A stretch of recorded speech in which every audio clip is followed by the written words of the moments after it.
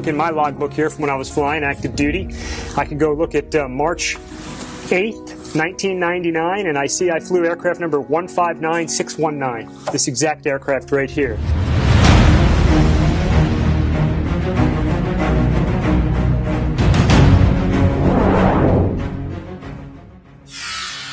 It was a very dark night out in the middle of the ocean, and no horizon that you can see, so you have to rely on your instruments.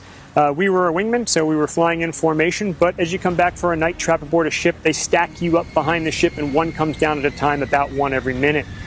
We had gone over into our stack, and we were just waiting for our turn to come down the chute, as we call it, and land on the carrier, and the whole jet shook violently, like, and went completely black.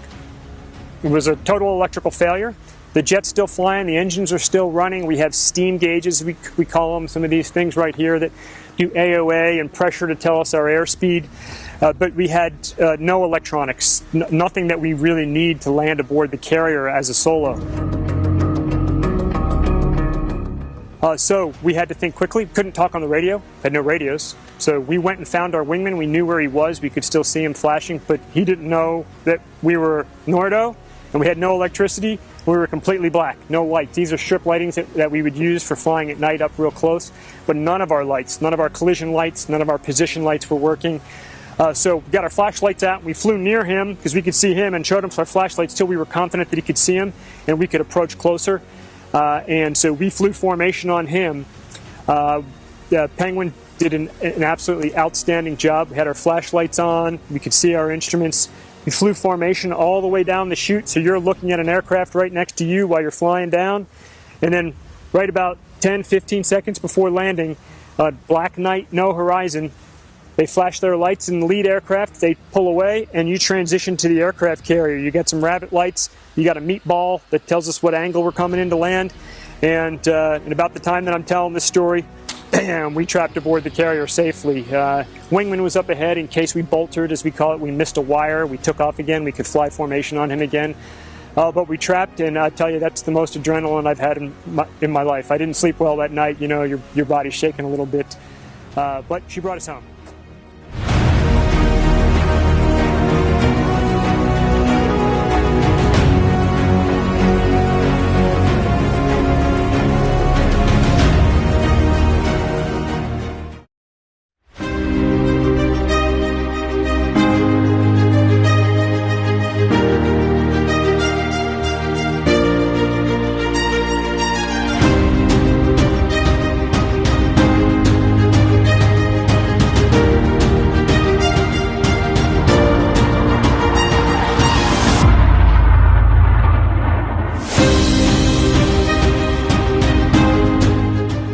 My name is Graham Stapleton, call sign Bones.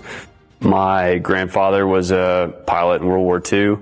My father was a naval aviator. My grandfather on my dad's side was an air crewman in a B-17 in the Korean War. So the military is a little bit of a family deal. Top Gun was born from an unacceptable kill-to-loss ratio in the Vietnam War. We had a kill-to-loss ratio of 2-to-1, meaning that for every 2 kills that we scored, one of our own friendly aircraft was shot down. When the first graduates came back to the Vietnam War, that kill-to-loss ratio went from 2-to-1 up to 12-to-1, and it helped turn the tide in the air wars. I think Hollywood has done a number on what people think that Top Gun is all about. I think everybody here is very invested in teaching to make sure that we can win in combat. To me, that is the most important thing, that all of the instructors that I work with, they are less concerned with the glam and everything and more concerned with how can I be the best teacher that I can to ensure that this person that I'm training for 13 weeks, I have 13 weeks of time to train them. How can I make them as lethal as possible so that they can win in combat when the time comes? That is what having the patch means to me, is that you are a gifted instructor and you can teach people that come through these halls so that they can be a force multiplier when they go back to the fleet. So we're teaching the teachers who then go out, teach everybody how to be better at tactically executing aerial combat or air-to-surface employments. By creating somebody who is very talented and who also can teach very well, that person can then leave the course after having learned all that information and go out and teach other people and make the entire fleet better. So you never know who's going to be called upon to take that shot. You need people that are focused on warfighting and teaching everyone so that the entire level of the fleet gets raised so that we can win.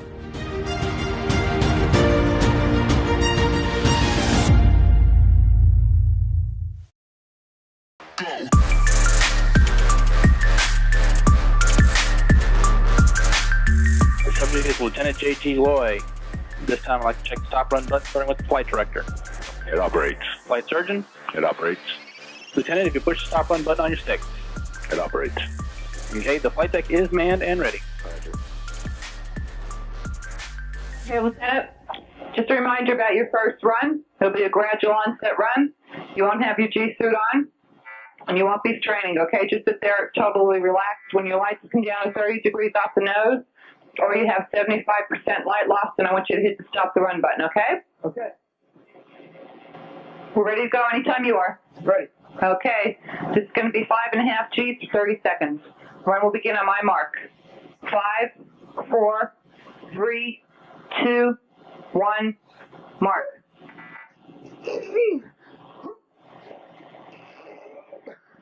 Okay, hold it for 3 seconds. 1, 2, 3. Okay, you're on top. Look off, look for some light loss. Try to hold that air in.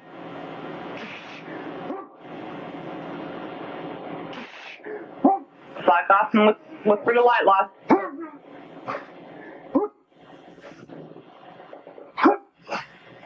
Okay, relax, you're down. Okay, it's 7.5 to 15 seconds. Run will begin on my mark. 5, 4, 3, 2, 1. Exchange. 1, 2, 3. Change. Looking good.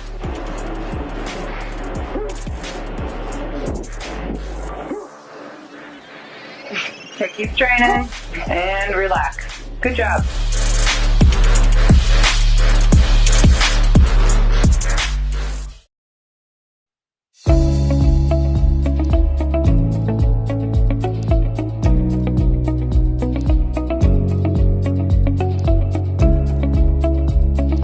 I'm going to talk to you about some of the patches on my flight jacket. Very personal thing, personalized by squadron, personalized by individual. Our squadron had a very specific patch that we used on our left side here. It's a Tomcat with the stars in there, multicolored. Had our squadron VF-213 and had Tomcat underneath the patch with the traditional Tomcat there. Coming across right here is always the same thing. It's your warfare designator. Here in my case, a set of Naval Flight Officer wings. I've got my name on there. The squadron designator is always over here. Some folks that flew in multiple squadrons, you know, they'd stack up their patches right on top of them. Pretty cool. Over here, a standard patch we wore on our flight suits for the Black Lions. This is a nice big triangle patch with a Tomcat on it. And then I've got 2 more here that are my personal patches for traditional, when you get 100 traps or a Centurion on a carrier. You get a patch. And so I have 100 traps on the Kitty Hawk for my first cruise, and I got 100 traps on the Carl Vinson for my second cruise. All right, so you see them talking in the movies with their mask off. It's not going to work. So you're looking at a mask that I flew for all my flight hours I used. It's got a microphone right on the inside as oxygen comes through the tube. It's connected to the jet. Also has the electronics for communicating through there. So if this thing's just hanging out, it's very loud in the Tomcat, it wouldn't work. So if you did have it hanging off on one side, you'd just push it up with your elbow, stick it over your face, make your radio call, and then let it hang back down. Little B-roll action while I'm talking here. So this is nice big cutout here for visibility. So if you're looking for somebody, you're looking out, you get very good visibility everywhere on here. You know, like I said, if it gets sunny, you put it down. If it's not, you can put it up. All right, after a great flight dogfighting, tearing into somebody, training, flying fast, pulling G's, having a great time, you get back to the paraloft, you got to get everything off.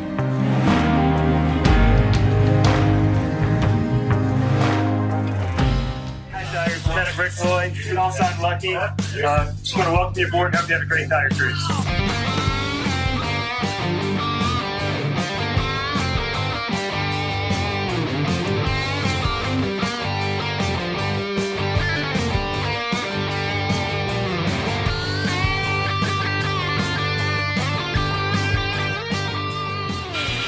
Go black hot. See if we can get it now. Keep it going. The bus came off, huh? Sure did. Left, 9 o'clock. Still your position. Laser's firing, looking good. Blind. Both of them right there. They're right together. Still 6-1 for time.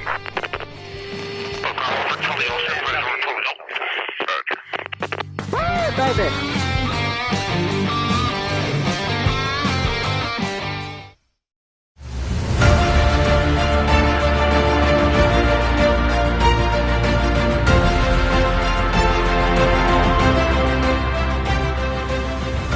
My name is Lieutenant Phil Murphy. I was inspired to become a pilot because it's kind of a family business. My dad and grandpa were both naval aviators, and then the inspiration had come from Top Gun, just and told all the great stories about the training that we get here and everything, and then how much fun it is to be an instructor and how rewarding it is. So that's kind of how I went down that road.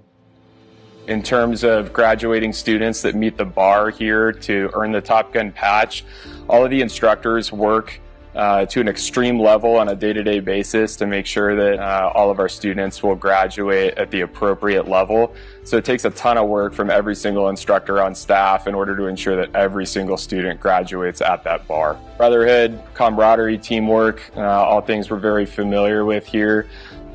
So Top Gun, since it was founded in 1969, has been an organization led by junior officers.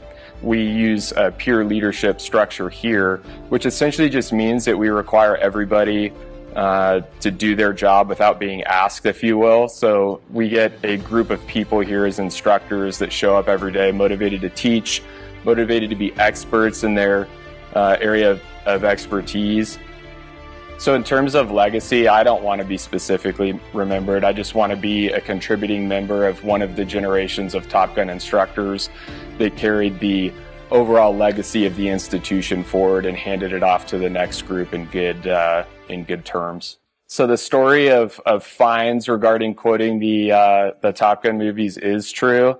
The new movie was actually really cool because a lot of the flying shots are real. And a lot of the flying was executed by other junior officers, so it's in keeping of the tradition of Top Gun being a JO-run organization. And we had fleet aviators from all over the country contributing to those flying shots that were in the new movie. My name is Michael McBride, call sign Shady. I'm the current Top Gun executive officer. What inspired me to be a Top Gun instructor was I grew up in Kingsville, Texas, small town.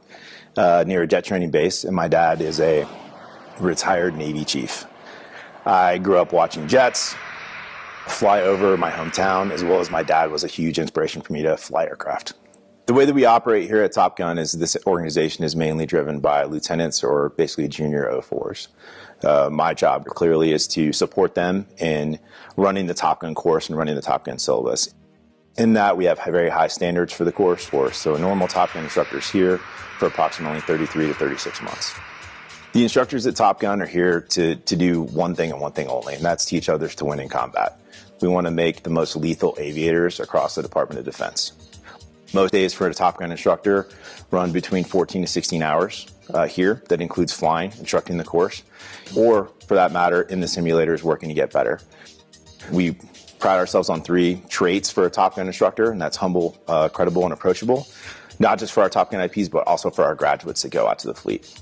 I think there is a brotherhood that definitely exists, and I think that comes from having a very high-functioning culture with top-performing individuals coming in every day and working with kind of the best aviators in the U.S. Navy drives you, motivates you, obviously, clearly to be better, and sets a culture of almost kind of like continuous excellence or continuous pursuit of perfection in everything that we're doing with respect to like aerial combat. I think that the new movie Maverick that came out, I think some of the flying scenes in there were incredible. They were flown by actual lieutenants and fleet aviators. which is important because in the U.S. Navy, that's where all of our talent is. That's where we push it to. Those are our leaders. Those will be our combat performers. So the fact that they had the opportunity to participate in that flight and fly the actors, I think, was a very unique experience and not something that we've seen, more so than the previous movie that actually took place. So I think they did a very good job with it.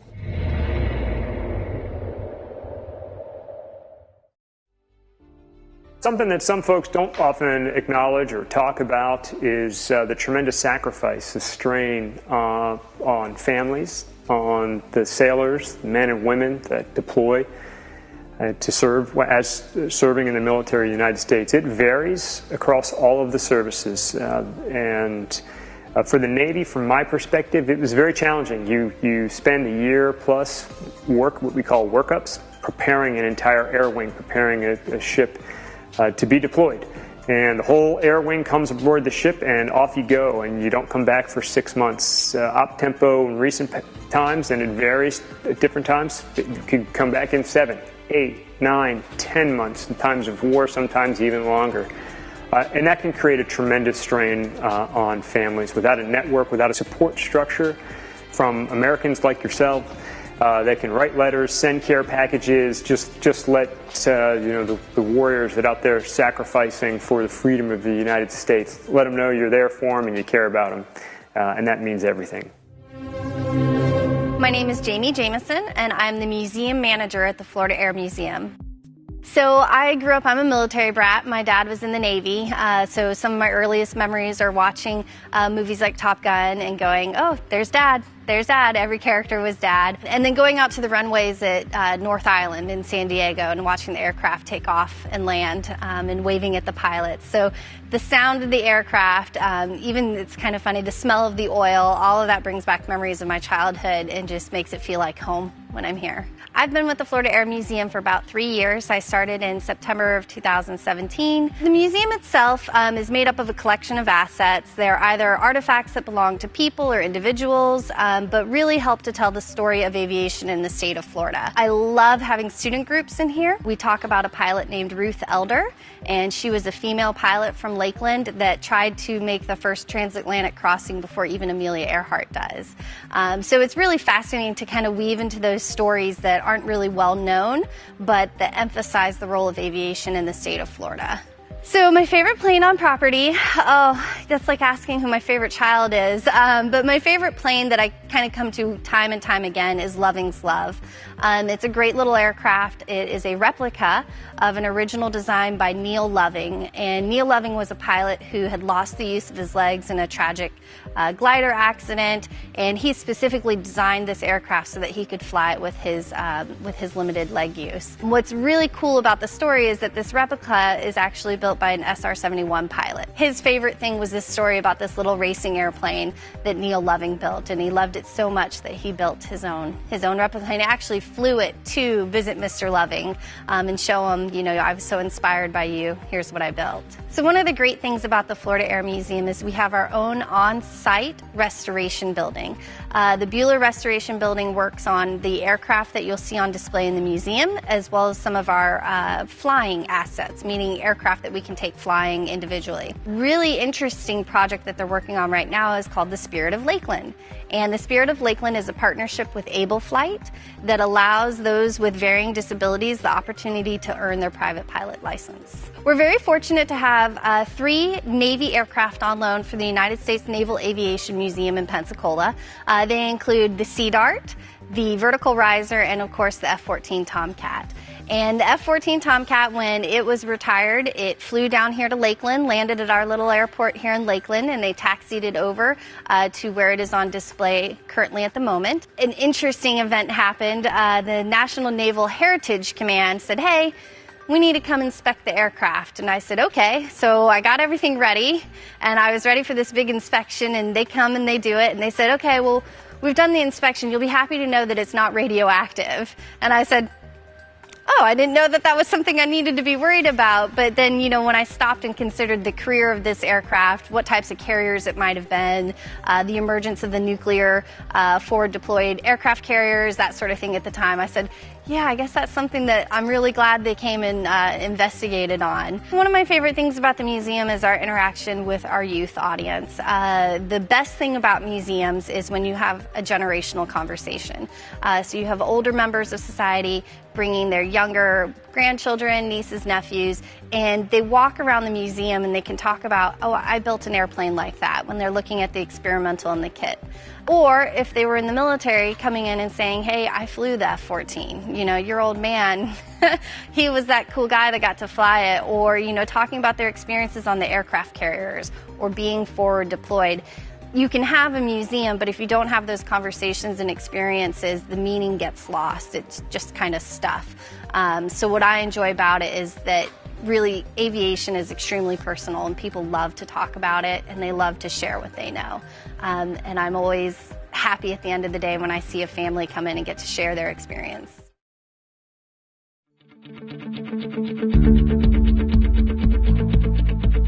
One of the nicknames they gave the Tomcat over the years was the turkey. Because it's got these big wings, swings out, it kind of looks like a turkey flying down low.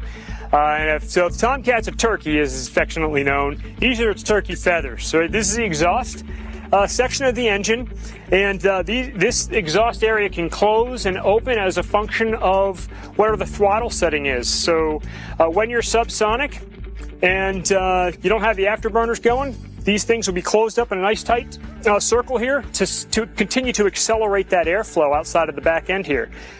And this whole big section back here in the engine that you're looking at, you know, from here halfway forward there is an afterburning section, pretty much throwing raw fuel into the back end, lighting it off, call it the afterburner or the blower, or light the cans as we like to say. When we do that, these turkey feathers open up because as you light those cans, that airflow ignites and becomes supersonic. In order to accelerate supersonic airflow, we're actually going to do the opposite of what you'd think of as a nozzle like on your garden hose, and we're going to open up. And this opening, this larger area by about 10%, is going to accelerate the airflow out the back, giving you even more efficiency using the afterburners. Tail hook, it's sitting back here. This is what stops you every time. Got a tail hook right here. This guy sits up when you're flying around, but you'd put it down. You know, right now they've got it wired up for safety, but it would come all the way down. It's held down by some snubber pressure, and it's what grabs the wire when you're landing on the carrier. We also have a dump mast right here, and when we needed to, you needed to get down to max trap, or the maximum amount of weight you could have when you're trapping aboard the carrier, you'd have to dump some fuel sometimes, and so we could dump a lot of fuel out of this dump mast. Fortunately, in the Tomcat with its afterburners, we could burn gas faster than we could dump gas. So why would you use a dump when you can just burn it up and have some fun and go fast, which is what we normally do.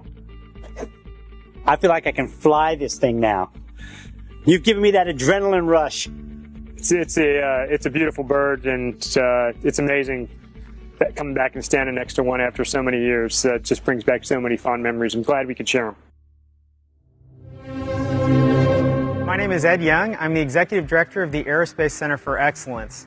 The Aerospace Center for Excellence is the 20-acre campus on the south end of the Lakeland Linder International Airport, which includes the Florida Air Museum, the Central Florida Aerospace Academy, the Tom Davis Educational Center, the Piedmont Laboratory, the Bueller Aviation Restoration Center, and a fully functional 727 classroom. The Florida Air Museum is dedicated to aviation in Florida. It's actually been declared by the state of Florida to be the official aviation museum and education center. We try to collect artifacts that are related to Florida history. The Bueller Restoration Center is directly across the street from the Florida Air Museum. In April of last year, we received a giant box with hundreds of parts in it, and we are now constructing an aircraft. And that aircraft is being specifically designed to help people with disabilities, particularly paraplegics and quadriplegics, learn how to fly. The program that we're using, Able Flight, has put wings on over 100 pilots so far that have disabilities. The great thing about the program is that when you're in the air, you are simply a pilot. You are not a paraplegic, you're not a quadriplegic, you're a pilot. And the avionics are mounted into this and then mounted to a TV bracket. So basically what you can do is come up with your wheelchair, position yourself, put yourself in the aircraft, and then pull the avionics panel back across to you. There's also a bar right here that it's not back from the metal shop, but there's a bar right here that controls the rudders. That way, if you don't have use of your legs, you can still control the airplane. And then there's a center bar that controls the ailerons. So everyone who works in the Florida Air Museum has a different specialty or different interest. As it happens, I'm an aviation historian, and I love the ones that are tied deeply to history, including the Baby Laird, which was built in 1913 by Matty Laird, who became one of the most innovative individuals in terms of the golden age of aviation. He hired a few people that aviation people are familiar with: Clyde Cessna, Lloyd Stearman, and Walter Beach. The International Council of Airshow Performers has their Hall of Fame here. There are airshow planes. In fact, there's an airshow plane right above me, the Red Baron. I do love the Baby Laird. Matty Laird was absolutely essential in terms of Kansas aviation. Kansas is actually considered the air capital of the world because so many of the aircraft are still produced there. 85% of all of the general aviation fleet are still produced in Kansas. Well, Matty Laird, he was crazy if you think about it. He took parts off of a bicycle. He took a glider wing that he had, he put them together, and at the time, in 1913, he was earning $300 per flight just to fly that thing. Katherine Johnson borrowed his next version of that, called the Bone Shaker, and she flew it in China and Japan and really convinced people in that part of the world that that was a legitimate way to travel. Air travel was going to be the next big thing. I do love that plane. I climb in it every time I get a chance. The other really super cool one, the Ford Flivver back there. So Ford really had this notion that they were going to create the Model T of airplanes, and they did a Ford reliability tour in 1926, 1927. They really thought that plane was gonna be parked in everybody's garage. The Peyton Pole, I love the Peyton Pole. So originally, when they built the Peyton Poles, they used Model T engines, and the radiator would sit in front of you. So you had to land it by guess, by feel, by looking out the side of the plane because the engine was right directly in front of you. That plane flew in here, and all those awards that you see in front of that plane were awards that plane won because it was so cool. The design was so neat. And it was so true to the history. But that's a pretty amazing plane. The Florida Air Museum is a unique collection of specifically Florida items and then a little bit of militaria. So you have a chance to walk into the history of Florida, trace the roots of some great aviators from across the state, see some of the airplanes that really made a huge difference in terms of the development of aviation. The very first commercial flight, most people don't know, was a scheduled flight in Tampa Bay. It was a seaplane that flew from one side of the bay to the other. Florida has been incredibly important in terms of aviation because we have so many good days of the year to fly. The reason that the Space Center is here is because this is an awesome place for aviation type weather and aviation development. At the end of the day, he's used to going 750 plus miles per hour. And now we're going to take a little ride on your little SR-20.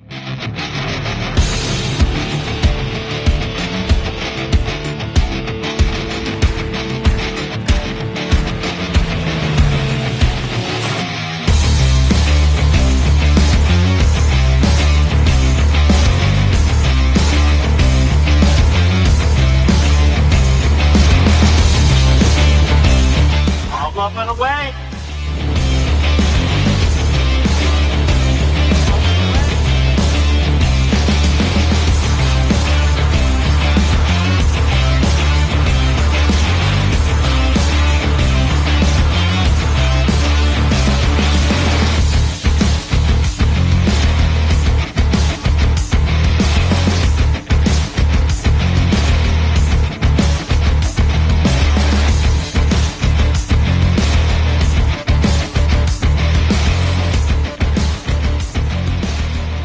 And the only reason I like riding, or I'm willing to ride, on a single-engine aircraft like Cirrus is because it has a parachute.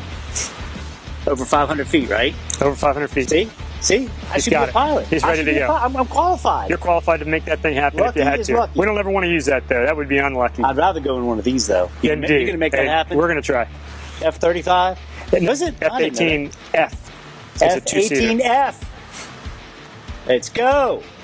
Thanks, bud. Right on. All right, let's go drink. Nah.